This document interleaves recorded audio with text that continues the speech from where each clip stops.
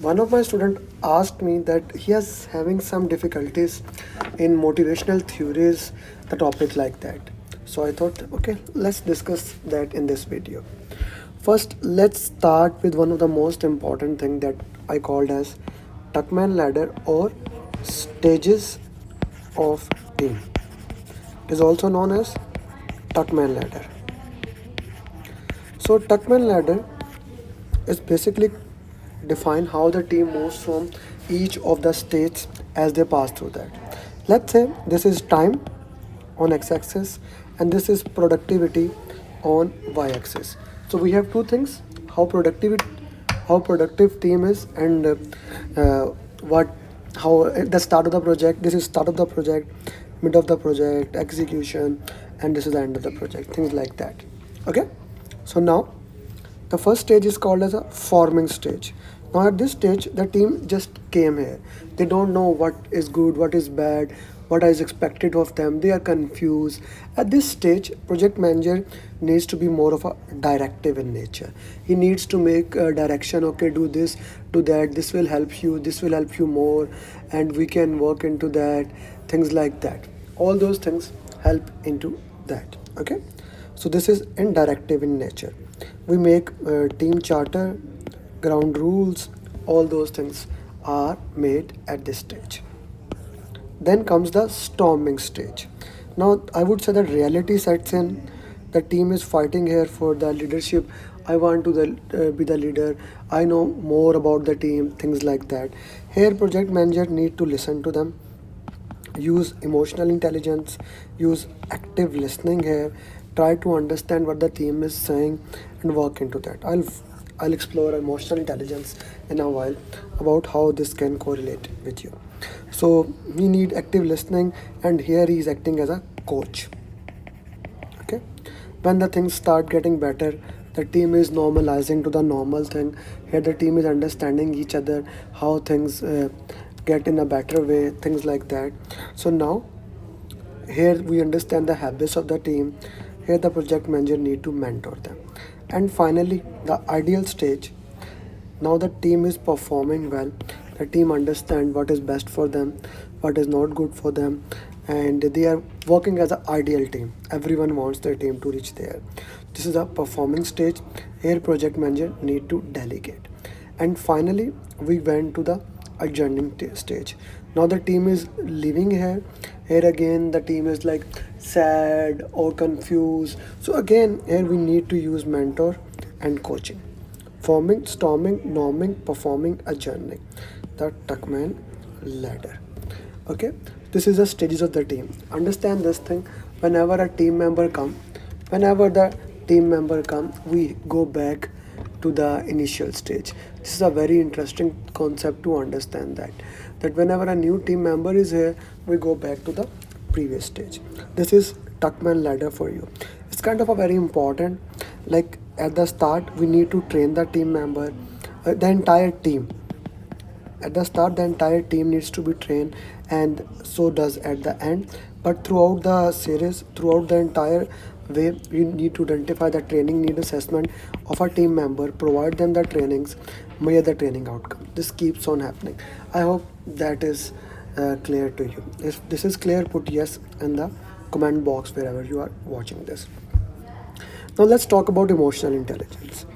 Emotional intelligence is the I would say super skill or a secret skill of the project managers of the future. This is something that AI so far unable to relate it, unable to get it in their bones. So when we talk about emotional intelligence consists of five things. First of all, self-awareness, know yourself. Self-management, manage yourself. Social skills, know others, how you communicate with them. Empathy, understanding how the person are feeling, getting into the shoes of that. And finally, motivation. We'll cover motivation in in a minute. Self-awareness, understand what triggers you, what are you are good at, what you are bad at, and manage it accordingly. If you know what you are good at, if you know what you are bad at, you can manage in that way and you can work in that positive way. So that is an important thing that we need to understand, and we need to manage that thing. Okay, once we know that we need to improve ourselves, we need to look into that. Okay, how we can improve ourselves, how we can get those things, what are the things that needs to look into that, how humans can perform, things like that comes under self management. Then understanding social skills, that includes communication, all those skills. And empathy, understanding empathy is basically understanding the living, getting into the shoes of the other person, I would say that. And motivation. Now, understanding the motivation of each team member is crucial for the project manager, since that project manager will be dealing the team member. Knowing which team member is motivated by which thing can help him in a long run. So there are multiple motivational theories that describe it. The first one is Maslow hierarchy of need.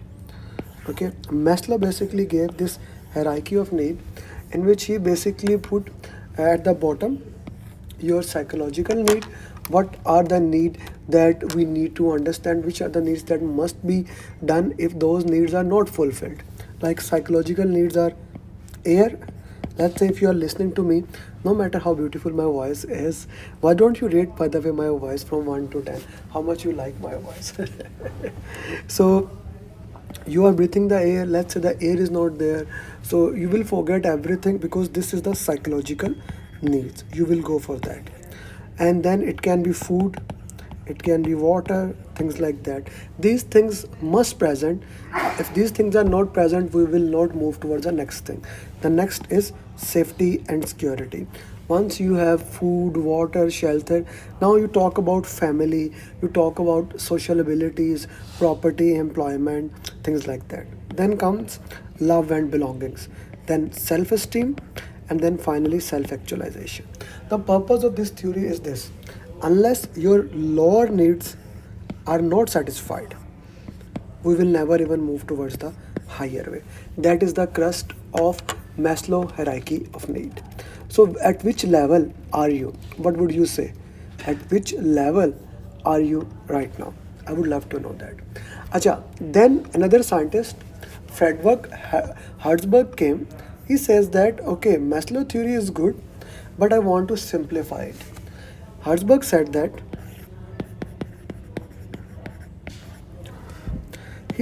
there are two things. One is hygiene agent and other is motivating agent. Hygiene agents are the things that must be present. They are must be present. If they are not present, if hygiene agents are not there, like working condition, good policies, things like that, and very important thing, your salary. Your salary is a hygiene agent. If you don't have a minimum salary, let's say at your area it is $1,500, if you don't have that minimum salary, you will not be like happy at all. These things must be present. These job security can be hygiene agent, status, things like that. I can also put company policy, physical workplace, working condition, supervision is good, things like that. But no matter how good these things are, if they are not present, you will become demotivated. Like if your working conditions are bad, you will become demotivated. But no matter how much you increase them, you are not motivated to go every single day to work on that. For example, whenever I explain this thing, salary, people get no. Salary is not a hygiene agent; it's a motivating agent. Guys, if I make your salary $100,000 or a million, it will not motivate you. Jeff Bezos is not motivated by money. Elon Musk does not even have a home. He is not motivated by that. These are those person who have achieved the money game. So what are they motivated? What are human actually motivated by? They are motivated by growth, opportunities. The work itself, is it demanding? We need a challenging work, we don't need a lousy work. We cannot work into that. There's a thing called flow state, I'll cover sometime it, that if the work is too easy, we'd never get to the flow state. And recognition, reward and recognition, achievement, all those things are basically motivating things. The work itself, responsibility is a big thing. The parents are like motivated to take care of their child because of responsibility. So this is Herzberg theory of motivation. So is this clear or not? This is a very important thing to understand. Is this clear or not? Acha ji. Then comes the next theory, which is McGregor's theory of X and Y. McGregor said that people, it can be considered as the people look at the negative side. He considered that people does not like to work, employees dislike working, they don't want responsibility, they don't want work, they need to be controlled all the time. All those organizations that has thumbprint to go in out, they believe in theory X, whereas theory Y says that employees are happy to work. Okay, employees are happy, they are motivated, give them the responsibility, they will love to work, they don't need continuous direction on them. They are the believer of theory Y. Now I wouldn't say that theory X is wrong or theory Y is wrong. It depends from the scenario to scenario. It depends from which kind of work you are doing. Both theories are still valid. Both theory are still valid. Which type of theory your organization is using? Are they using theory X or theory Y? The next theory is Varun's expectancy theory. Okay, expectancy theory says that if we expect something, then we will put effort into that, and then we will work into that. For example, if we consider that this is a worthy goal, I expect that if I work hard, I will achieve that goal, then I will give effort to that. Like for example, if you are studying for PMP, if you are studying for PMP, you will put effort into PMP if you consider that you will get a reward for that. So your performance, your motivation, your effort will be done how much reward you think. For example, if I ask you walk on the glass, and I'll give you walk on the glass, broken glass, without shoes, and I'll give you $500, you will never do that probably. But if I ask you, I'll give you 5 billion. Now maybe you will run on the glass. This is like kind of expectance theory. All the religions are based on expectance theory. I would say all the motivation is even based on expectance theory. This is a very beautiful theory about that. What do you expect that PMP will get you? Put in the chat box. I would love to know that, because this is a kind of an interesting thing. Acha ji. The last theory is basically Macklin's theory. He kind of put different points into a way. Macklin said that people are motivated by power, affiliation, or achievement. Power, affiliation, or achievement. It's not necessary somebody is only motivated by power. It can be a combination of that. They can be motivated by power and affiliation and achievement, things like that. For example, me, I don't care about power. I'm more like I like to have achievement and affiliation. And of course, at a different ages in your life, these things also changes along the age. Everything changes along the age. That's an interesting thing to know that. So these are all the motivational theory. So in this video, we discussed Tuckman ladder, that is stages of the team. We discussed emotional intelligence. We discussed different motivational theory, Maslow, Herzberg, expectance theory, then what else we did, Macklin's achievement theory, and we did one more, theory X and Y. So all those things are discussed in this video. So which theory was more interesting for you? Do put in the comment box, and if you are watching this video on YouTube, LinkedIn, wherever you are watching, do like it, share it, so that this can reach to more people.